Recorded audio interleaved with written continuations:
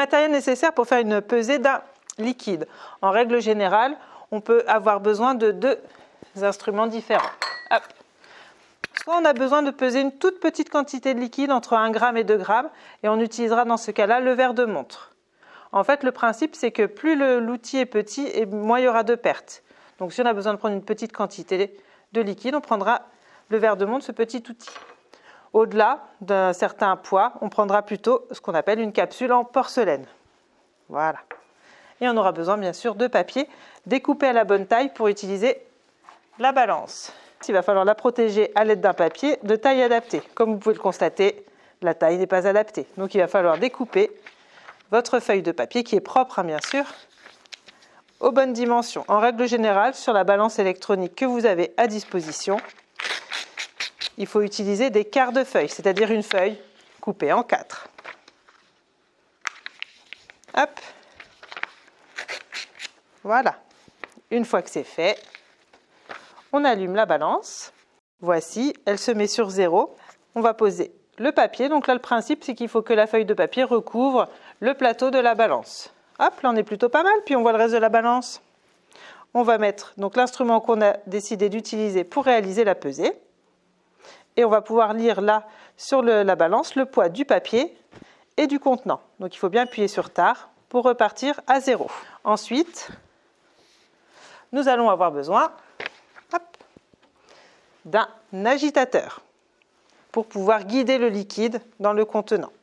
Pour rappel, on ne met jamais ces outils de travail directement sur la paillasse. On les mettra toujours sur un papier propre. Et on aura besoin d'un liquide à peser, ici, de la teinture d'arnica. Quand on réalise une pesée, quel que soit le produit qui a pesé, on vérifie toujours le nom du produit qui a pesé une première fois pour être sûr de ne pas s'être trompé de produit. Ici, c'est bien la teinture d'arnica. Ensuite, pour effectuer une pesée la plus propre possible, nous allons faire en sorte de mettre l'étiquette du produit dans la paume de la main, de manière à ce que si du liquide coule, ça coule au niveau du verre et pas sur l'étiquette, et que ça ne tache pas l'étiquette. Il faut déboucher le flacon, c'est beaucoup plus simple pour peser le liquide. Ensuite, on prend l'agitateur et on va bien mettre l'agitateur au contact du col du flacon. Et là, on va faire couler le liquide doucement. Donc là, nous allons essayer de peser 5 g de teinture d'arnica. Bon, normalement, on devrait y arriver à un moment ou à un autre. On essaye de s'approcher entre 4,5 g et 5 g. Et ensuite, on y va le plus doucement possible, goutte par goutte. On prend son temps, rien ne presse. Les liquides, il faut se méfier. Petite astuce, quand vous commencez à vous approcher et que vous avez peur de dépasser, en utilisant un agitateur qui est bien propre et qui n'a pas servi à peser d'autre chose, vous pouvez aller prélever une petite goutte et la faire tomber délicatement, ce qui permet d'ajuster au plus simple la goutte. Pour rappel, une pesée précise et au centigramme près, c'est-à-dire le deuxième chiffre après le point de la balance.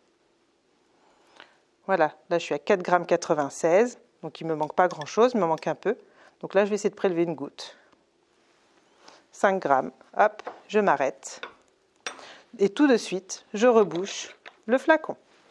Et voici, nous avons pesé 5 g de teinture d'arnica. Et on n'oublie pas de faire la vaisselle.